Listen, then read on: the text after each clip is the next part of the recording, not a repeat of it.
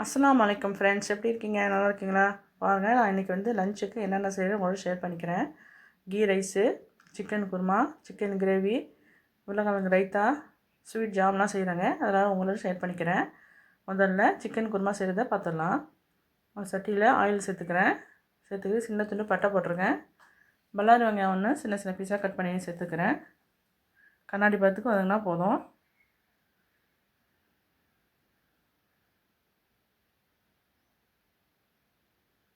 மிளகாத்தூள் ஒரு ஸ்பூன் போட்டுக்கிறேன். காரம் நீங்கள் தேவைப்பட்டாக்கா கூட சேர்த்துக்கலாம்.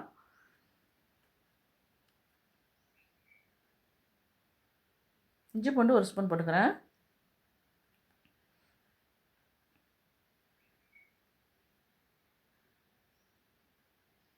முக்கால் கிலோ சிக்கன் இருக்குங்க, கழுவி சுத்தம் பண்ணி வச்சுருக்கேன், அதை சேர்த்துக்கிறேன்.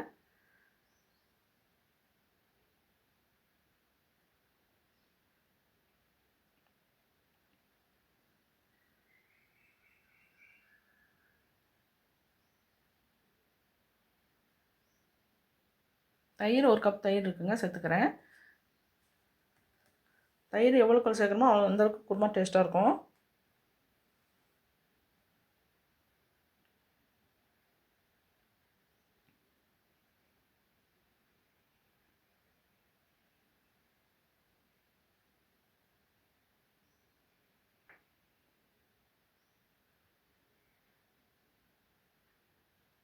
இப்போ நல்லா கொதிக்குது. இந்த ஸ்டேஜில் மசாலா போடுறேன். ஜீரகத்தூள் ஒரு ஸ்பூனு, மிளகுத்தூள் 2 ஸ்பூனு, கரம் மசாலா தூள் ஒரு ஸ்பூனு, மல்லித்தூள் 3 மேஜர் கரண்டி போட்டிருக்கேன். தக்காளி 2 தக்காளி நல்லா பசஞ்சுட்டு சேர்த்துக்கிறேங்க. நல்லா கொதிக்குது. உப்பு தேவையான சேர்த்துக்கிறேன்.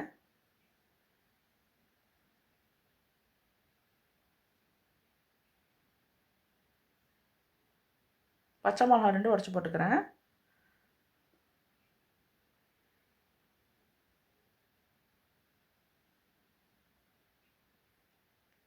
இப்போ மூடி போட்டு சிம்மில் 10 நிமிஷம் வேகட்டுங்க. இப்போ அரைக்கிற சாமான்லாம் பார்க்கலாம். தேங்காய் அரை முடி தேங்காய் சின்ன சின்ன பீஸாக கட் பண்ணி வச்சுருக்கேன். பொட்டுக்கடலை 2 மேஜக்கண்டி வச்சுருக்கேன். முந்திரி 5, 6 முந்திரி வச்சுருக்கேன். கசகசா ஒரு மேசக்கண்டி வச்சுருக்கேன். எல்லாத்தையும் ஃபைன் பேஸ்ட்டாக அரைச்சிட்டு வந்துடணும். கசகசா இல்லைன்னா உங்களுக்கு பரவாயில்ல. பொட்டுக்கடலையும் முந்திரியும் தேங்காய் அரைச்சா போதும். கசகசாவை சேர்த்தா ரொம்ப டேஸ்ட்டாக இருக்கும் குருமா. நல்லா ஆயிலாக பிரிஞ்சு வந்துருச்சு. இந்த சமயத்தில் ஃபைன் பேஸ்ட்டாக அரைச்சிட்டு வந்துட்டேன். முந்திரி பருப்பு, தேங்காய் எல்லாம் அரைச்சிட்டு வந்திருக்கேன், அதை சேர்த்துக்கிறேன்.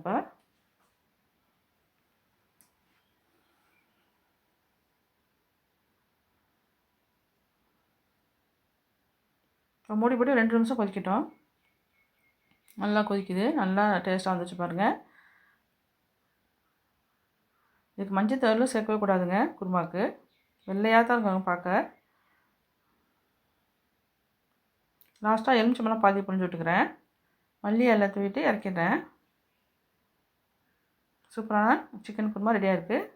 அடுத்தது கீ ரைஸ் தாளிக்கிறதை பற்றி காமிக்கிறேன்.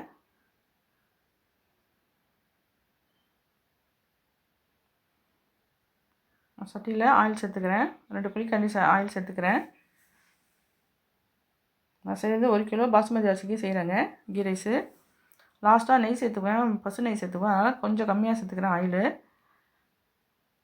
பட்டை, கிராம்பு, ஏலக்காய் போட்டுக்கிறேன். ரப்பை எல்லாம் கொஞ்சம், பல்லாரி வெங்காயம் 1 வெட்டி வச்சுருக்கேன், அதையும் சேர்த்துக்கிறேன்.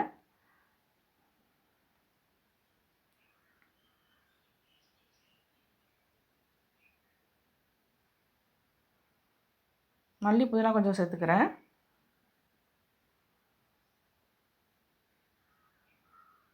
பிரியாணி சோறுக்கு தாங்க நிறையா மல்லி புதினா போட்டுக்கணும்.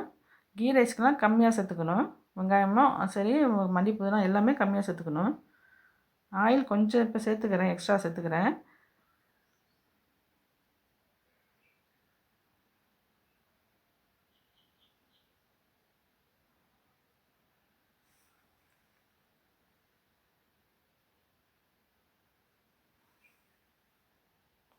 இஞ்சி பூண்டு ஒரு மேஜர் கண்டி போட்டுக்கிறேன்.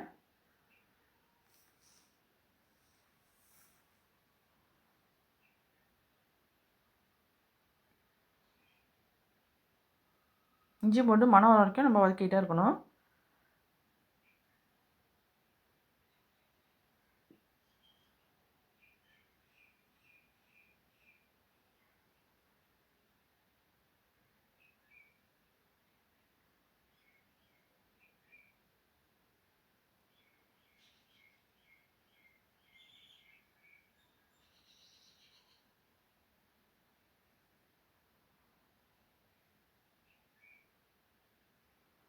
இப்போ 1/2 கப்பு தயிர் சேர்த்துக்கிறேன்.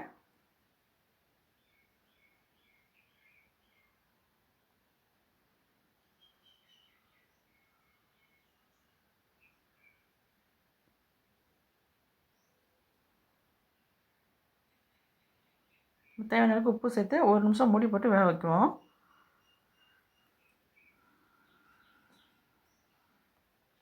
இப்போ வந்து பாசுமதிக்கு 1க்கு 1 1/2 தனியாக வந்து நான் இப்போ சேர்த்துக்கிறேன். 1 கப்பு அரிசிக்கு 1 1/2 கப்பு தண்ணி அளந்து வச்சுருக்கேன். அப்புறம் சேர்த்துக்கிறேன். இப்போ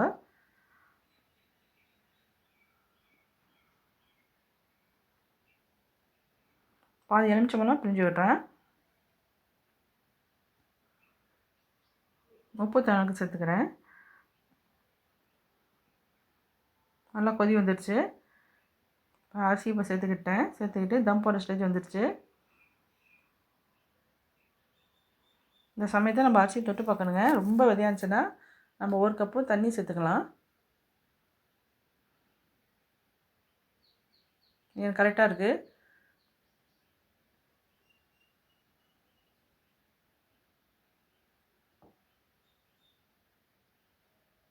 பசு நெய் பாருங்கள், இது போட்டு பாருங்கள். ரொம்ப ஃப்ளேவர் நல்லா மணமாக இருக்கும்.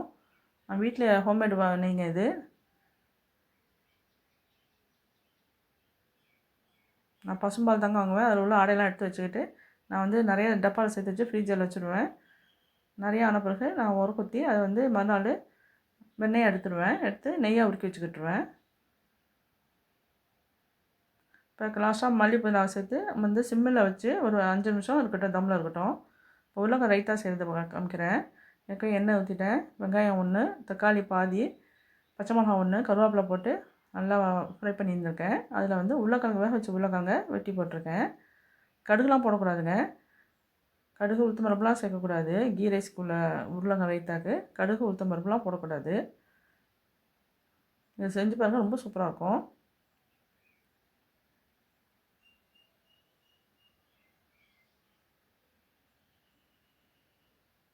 உருளைக்கிழங்கு ரைத்தா ரெடி ஆகிடுச்சு. பார்த்தது ஸ்வீட் ஜாம் செய்கிறேன். தக்காளி ஜாமு. தக்காளி வந்து 4-5 தக்காளி வெட்டி வச்சுருக்கிறேங்க. பட்டை ஒரு 2 போட்டிருக்கேன். பேரிச்சம்பழம் 3, முந்திரி, திராட்சை சேர்த்துக்கிறேன். ஜீனி 1/2 கப்பு சேர்த்துக்கிறேன். நல்லா கொதிக்கிட்டோம்.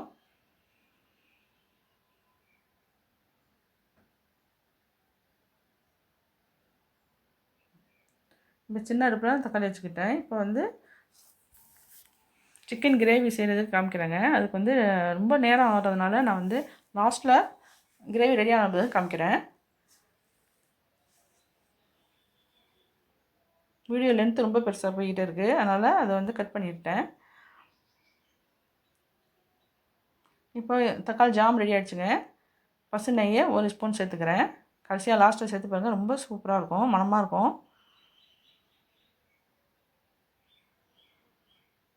தக்காளி ஜாமும் ரெடி ஆகிடுச்சு. சூப்பராக ரைஸும் ரெடி ஆகிடுச்சு. ஒன்றோட ஒன்று ஒட்டாமல் இருக்கு பாருங்கள்.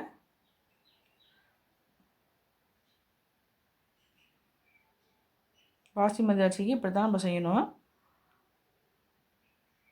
குழையக்கூடாது, குழஞ்சா நல்லாவே இருக்காது.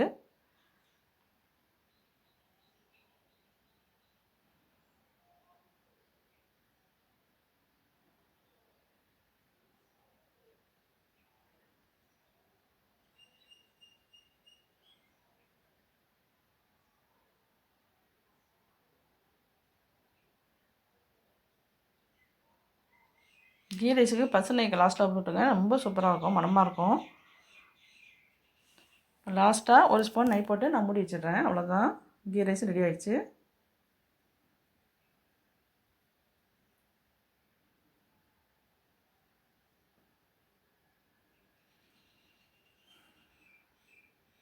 சிக்கன் கிரேவியும் ரெடி ஆகிடுச்சுங்க.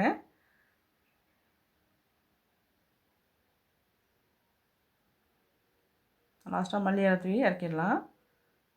நம்ம செஞ்ச கீ ரைஸ் ரெடியாக இருக்குது. சிக்கன் குருமா ரெடியாக இருக்குது. சிக்கன் கிரேவி இருக்குது. முள்ளங்கி ரைத்தா இருக்குது. தக்காளி ஜாம் இருக்குது. சேனல் பார்த்ததுக்கு ரொம்ப ரொம்ப நன்றிங்க. கமெண்ட் பண்ணுங்கள், ஷேர் பண்ணுங்கள், சப்ஸ்கிரைப் பண்ணுங்கள். தேங்க்ஸ் ஃபார் வாட்சிங்.